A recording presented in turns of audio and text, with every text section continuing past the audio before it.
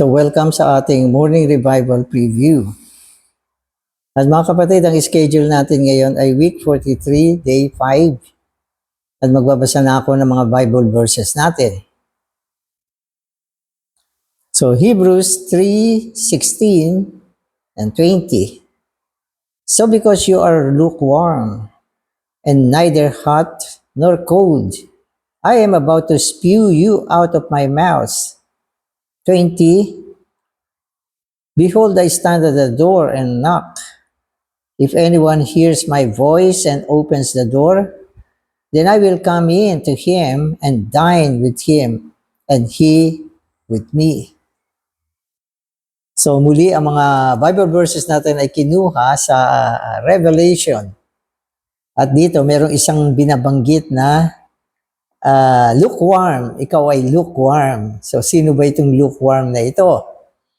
At walang duda, ayon sa aking pananaw, walang duda, ang eklesiyang ito na lukewarm ay ang eklesia sa Laodicea. So yan yun, walang paltos yan. Chicken ninyo. Revelation 3:16, itong verse. Ngayon dito binabanggit na siya ay lukewarm o tinatawag nating malahininga. Maligamgam, malahininga. Hindi mainit, hindi malamig. At dahil dito, sinabi ng Panginoon, at sapagkat ikaw ay malahininga, hindi mainit, hindi malamig, isusuka kita sa aking bibig. Oh. Ibig sabihin, tatanggihan siya ng Panginoon. Isusuka eh. Ibig sabihin, pag sinabing isusuka ka, tatanggihan ka. Ikaw ay hindi niya tatanggapin. Alam nyo kasi ang pagsasalarawan dito, parang ganito siya eh. Tayo kasi pag may mga item na gusto nating kainin, dapat mainit. Mainit yan.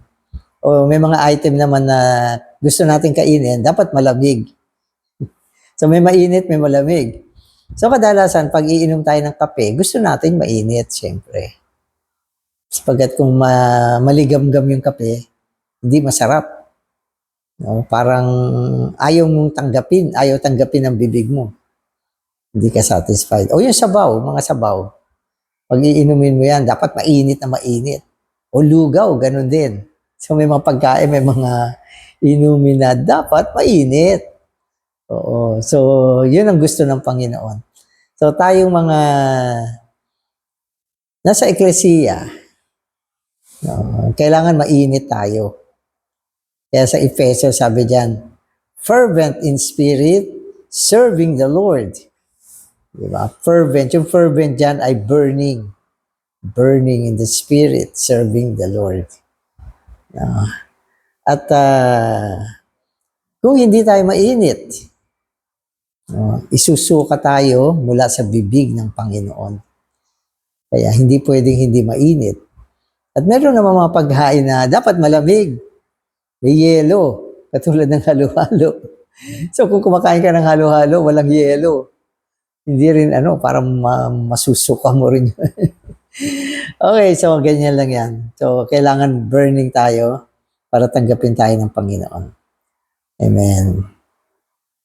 20, behold, I stand at the door and knock. If anyone hears my voice and opens the door, then I will come in to him and dine with him, and he with me. So dito naman yung senaryo, ang Panginoon ay nakatayo sa labas ng pintuan at kumakatok. Kumakatok siya. So anong pintuan yan? Yan ay pintuan ng eklesiya. Na ang ibig sabihin, siya ay naitaboy palabas sa eklesiya. Ano eklesiya to? Yun din, Laodicea. So maaring isa sa dahilan bakit hindi sila burning, sapagkat yung kanilang Panginoon ay wala sa gitna nila. Wala silang init, walang apoy, hindi sila kumukulo. Sapagkat yung Kristo na sa simula pinakita sa atin, na dapat lumalakad sa gitna ng eklesiya. So, nasa loob siya. Dapat ang posisyon ng Panginoon, nasa loob siya ng eklesiya dahil siya ang ulo eh. Siya ang nagdidirect ng mga gawain sa loob ng eklesiya. Siya ang sumasama. Siya ang isa na gumagawa sa gitna natin upang tayo ay kanyang tustusan, kandiliin. Di ba? Pero dito ang sitwasyon, nasa labas siya ng eklesiya. No? At sa sinabi ng Panginoon, nandito siya, kumakatok siya. Hindi mo yung Panginoon na dapat nasa loob at gitna ng eklesiya, nasa labas, kumakatok sa pinto. Sa pinto ng eklesiya. Ito ay pintuan ng eklesiya. Sinasabi niya, buksan ninyo. At kung binuksan ninyo, ako ay makikisalo sa inyo. At ano pa?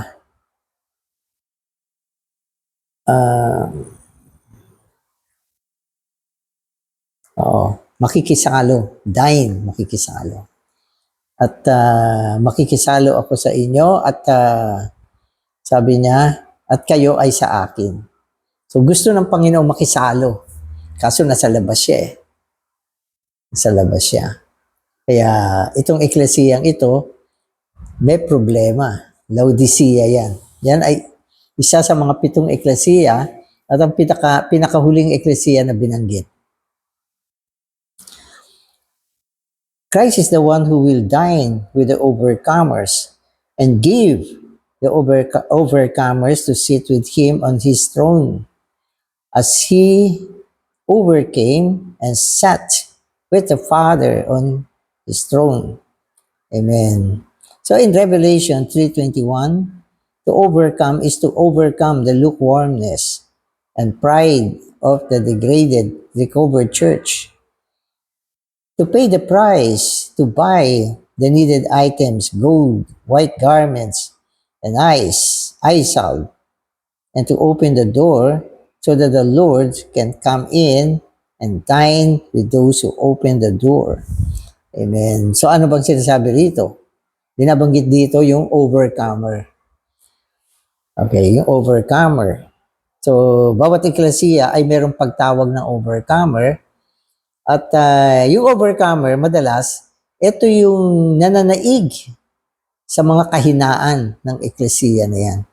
Bagamat dito, sinasabi na bubuksan ng eklesiya, yung pinto ng eklesiya, pero ito ay sinasagawa ng mga particular na tao sa loob ng eklesiya. Bagamat yung overcomer, tinatawag mula sa eklesiya, subalit ito ay tutugunan ng ilang particular na tao sa loob ng eklesiya. Hindi naman buong eklesiya to. Meron lang mga ilan na malakas at pwedeng maging mandaraig. Kaya dito, binabanggit ang mga mandaraig. So ano ba ang katangian na mandaraig dito sa eklesiyang ito?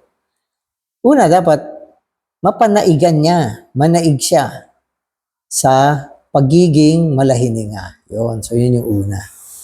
Gusto mo maging overcomer, dapat huwag kang lukewarm. Huwag kang malahininga. Dapat mapainit ang iyong espiritu. Maging burning. Amen. So, ano pa? Amen. So, kailangan niya magbayad ng halaga upang bumili ng mga kailangang item na binanggit dito. Katulad ng ginto. Ang ginto ay tumutukoy sa gintong kalikasan ng Diyos, sa dibinong kalikasan ng Diyos. Ano pa? White garment. So, kailangan bumili siya ng white garment na tumutukoy sa katwiran. Sa katwiran ni Kristo. Ano pa? Kailangan daigin niya ang kanyang pagiging palalo. Pagiging palalo. Okay?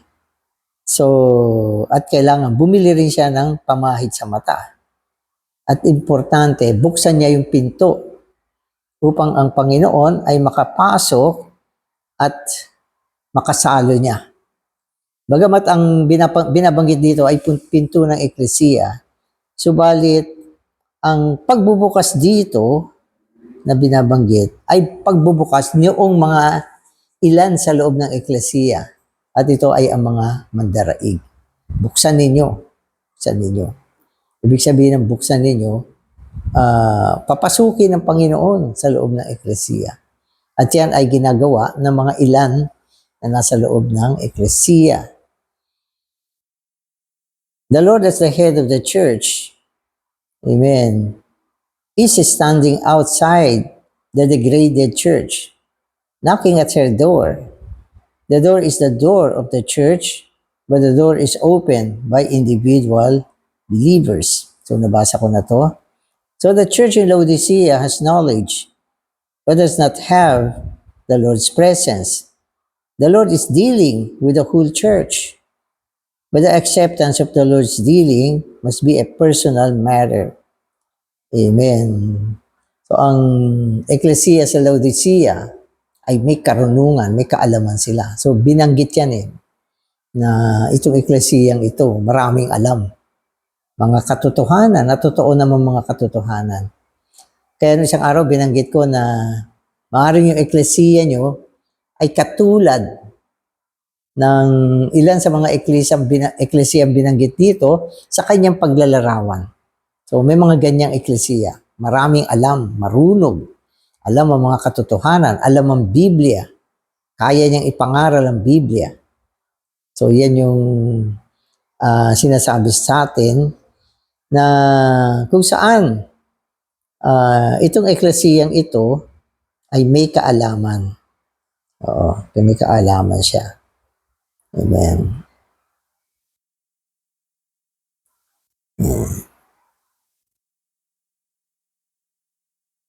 Okay, so saan na ba ako?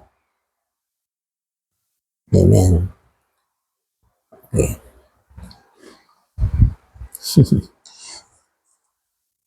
Okay, ito.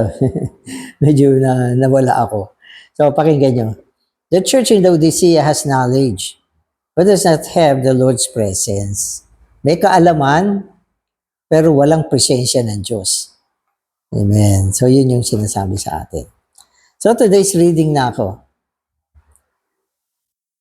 Although we love the Lord and consistently pray and attend the meetings, we may not be willing to practically pay a price.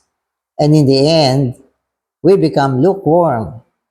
Even though He is in our spirit, we often shut Him outside the door. Amen. So, ang nangyari dito, ang Panginoon ay napagsarahan ng pinto ng eklesiya. Pero dito, binabanggit na ang pagbubukas, kasi kumakatok siya, ang pagbubukas ay mga individual na pagbubukas ng mga ilan sa loob ng eklesiya. Kasi alam nyo sa eklesiya, hindi naman lahat malamig, hindi naman lahat ay malahininga. May mga ilan din dyan na mainit ang espiritu at handang magbukas para sa Panginoon. Hindi lang nila na papansin na naitaboy nila ang Panginoon sa labas ng eklesiya. Pero kung mapapakinggan nila itong salitang ito, maaaring magbukas sila. Maaaring magbukas sila ng kanilang sarili at ma-recover sila. Amen.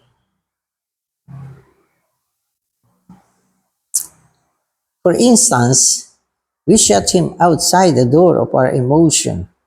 Our spirit is like prison in which we keep the Lord. Therefore, the Lord has no way to enter into our inner chambers and into our heart. The Lord is standing and knocking in our cold spirit, longing to enter into our heart and our emotion. The Lord Jesus to have mutual enjoyment with us. Amen. So kanina binabanggit natin, yung pintuan ay pintuan ng eklesiya. Pero ang pagbubukas, sinasabi nga natin, ay pagbubukas ng mga individual, ng mga banal sa loob ng eklesiya. At kung nagbubukas sila, somehow yung pintuan ng eklesiya nabubuksan din. Amen. So dito mayroong isang binanggit sa atin na may mga iba, ang kanilang emotion ay sarado. Sarado ang kanilang emotion para sa Panginoon. So ang Panginoon, nasan ba siya ngayon? Nasa espiritu natin. Ang kaisa ng Panginoon ay kaisa sa espiritu. So nung nanampalataya tayo, pumasok siya sa loob ng ating espiritu. Pero ang Panginoon, hindi lang dyan ang gusto niya. Hindi lang dyan. Gusto niya ipalaganap yung sarili niya sa loob natin. Pasukan ang mga iba't ibang silid sa ating loob. Katulad ng emosyon. Ang emosyon, gustong pumasok ng Panginoon dyan. Kaya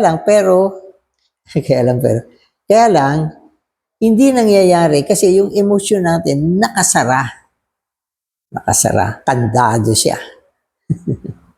Kaya hindi makapasok ang Panginoon. Hindi siya makapagpiesta kasi sarado ang pinto ng iyong emosyon. Kaya kailangan buksan mo yan. Bakit? Kung binuksan mo yan, ang Panginoon ay papasok at makikisalo sa iyo. Pero kung hindi mo binubuksan, nasa labas siya. Kaya yan yung example na binigay sa atin. Amen. Amen. So ang sinasabi rito, yung espiritu natin na kinalalagyan ng Panginoon, ginagawa natin bilangguan ng Panginoon. Tama naman. Kasi nasa espiritu siya, hindi siya nakakagala sa buong katauhan natin. Nakabilanggo lang siya sa isang lugar, sa ating espiritu. Kaya kailangan mag-rise up tayo, buksan natin ang bawat silid ng ating mga sarili, ang ating emosyon, at imbitahan natin ang Panginoon. Kapag siya ay pumasok, siya ay sasamang makisalo sa iyo. Amen.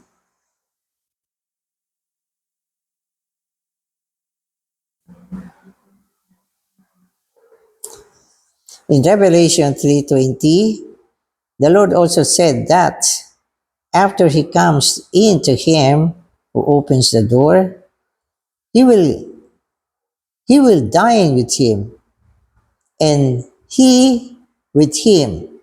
According to the Greek, the word dine signifies principal meal of the day at evening. To dine is not merely to eat one item of food, but to partake of the riches of a meal. This may imply the fulfillment of the type of the children of Israel, eating the rich produce of the good land. So sa Panginoon nang galing yung salitang yan. Sinabi niya, makikisalo ako sa inyo. Tapos sabi niya, yung salitang makikisalo ay tumutukoy sa pinakakainan sa mga Israel. Principal meal. Pinakapangunahing pagkain sa kanila. Sabi ng Panginoon, makikisalo ko sa inyo. Di ba?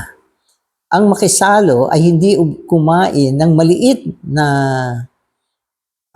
item ng pagkain, but to partake of the riches of a meal, kundi ang makibahagi sa kayamanan ng pagkain. Amen. So this may imply the fulfillment of the type of the children of Israel, eating the rich produce of the good land at Canaan. So ito ay nagpapahiwatig ng pagsasakatuparan ng kagustuhan ng Diyos na ang mga Israelites ay magsama-sama sa bundok ng Kanaan at kumain. So yan ay meal. Meal yan, yung pagkain na yan. Ang dami, nagsama-sama, ang daming kung ano-anong pagkain. Yung mga ibinunga ng mabuting lupa, hinarvest nila, ang dami, ang taba, at dinala nila doon sa Mount Zion. Kung saan sila ay sama-samang nagsalo, yung mga tao nagsalo, at kasalo rin nila ang Diyos. At sila ay nananalangin sa presensya ng Panginoon. Amen. So the dining promise here is not only for the future, but also for today. If we are an overcomer, we will have the special privilege of eating among with the Lord. When He comes in the kingdom before that day, however, we may enjoy His coming with us. Amen. Amen. So, ang sinasabi rito, ang pagkikipagsalo rito ay isang pangako sa darating na kapanahunan. At isang bagay din siya ng kapanahunan ngayon. Amen. At kung hindi tayo naging mandaraig, amen, hindi tayo mga espesyal na privilege para kumain at uminom sa Panginoon. Amen. Kung siya ay dumating sa kanyang kaharian, bago ang araw na iyon, amen, tayo ay magtatamasa sa kanyang dulang, amen, na nasa atin ngayon. So mga kapatid, Revelation 2:3, we can see that the Lord exalts the eating of Christ, the taking in of Himself as our life supply, that we may grow, be transformed, and be the same as He is. Amen. So, anong sinasabi rito? Sinasabi na sa Revelation 2 and 3, makikita natin na ang Panginoon itinaas ang kanyang sarili sa prinsipyo ng pagkain. Ibig sabihin, kinakain natin ng Panginoon, naubos na yung bigas, nagdala uli siya, at tinaas niya ang kanyang pangalan sa gitna ng mga believer. Okay? At ito ay sumasagisag na ang mga Israelites ay may kapistahan. Subalit ang mga individual na tao, okay, ay wala.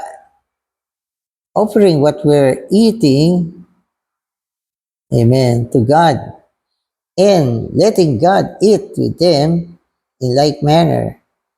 The Lord says that He will dine with us, and that He will dine with you.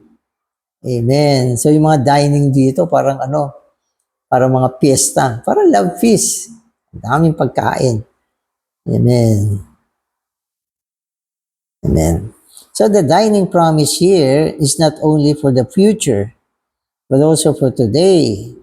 If we are an overcomer, we will have the special privilege that God, however, we may enjoy His dining with us.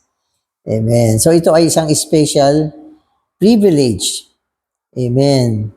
Na pinayagan ng Panginoon na kumain ang tao at makisalo sa Kanya. Amen. At ito ay magpapatuloy hanggang sa Kanyang muling pagbabalik.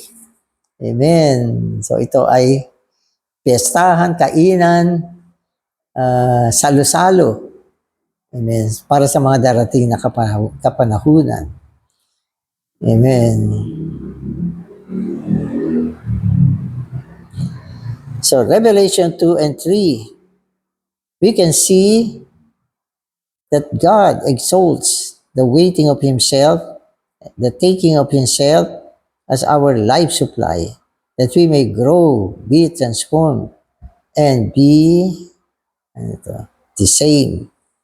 Siyempre, kung tayo ay kumakain, sama-sama, ano ba ang pagkain natin? Ang totoong pagkain natin ay si Kristo na nagbibigay ng buhay. Kung tayo ay kumakain sa Panginoon, ay isa sa mga resulto, tayo ay magiging magkakamukha. Kasi may kasabihan you are what you eat. Kung anong kinakain mo, yun ka. Diba? Kung ako ay kumakain ng ganyan, ikaw kumakain din ng ganyan, ang resulta ay nagiging magkamukha tayo at magkapareho. Amen. So the dealing promise here is not only for the future, but also for today. If we are an overcomer, we will have the special privilege of eating with the Lord when He comes in the kingdom. Before that day, however, we may enjoy His dining with us. Amen.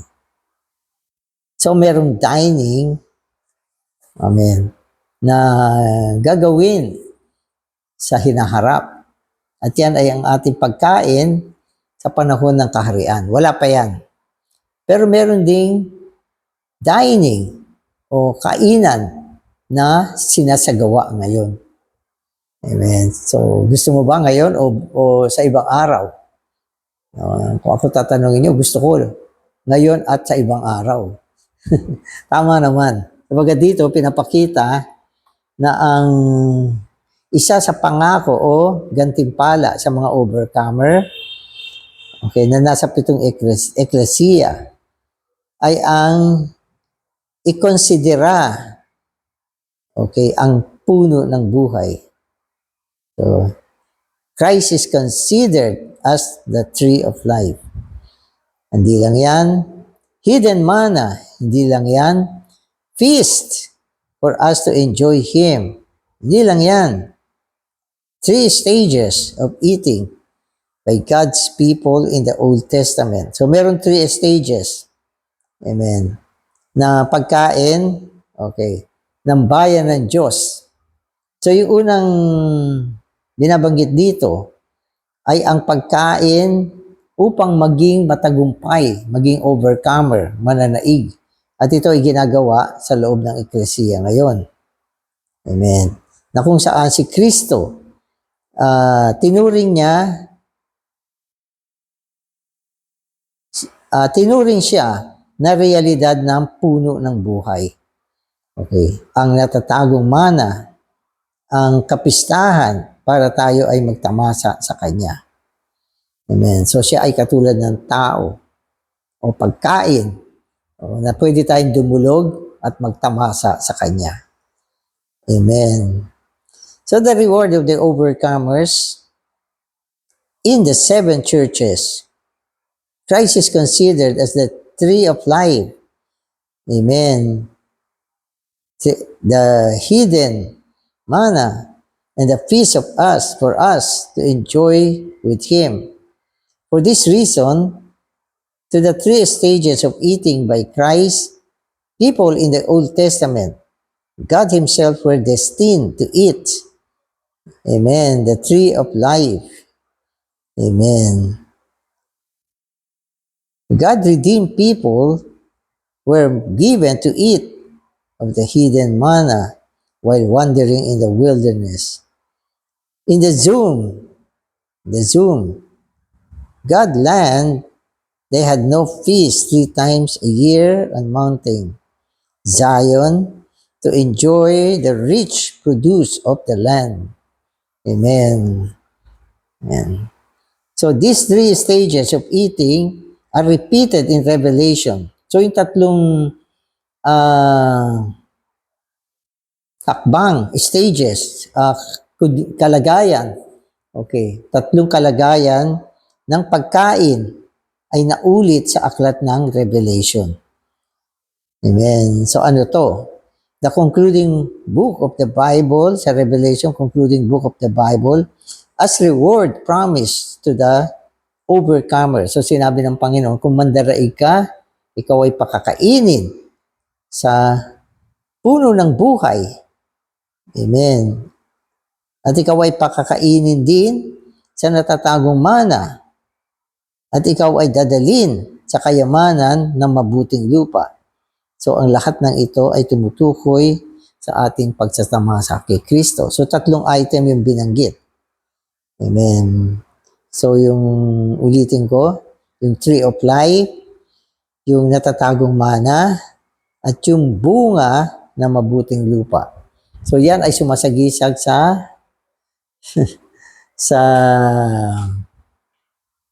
Amen. Sumasagisag siya sa mga kapistahan na ginagawa natin ngayon.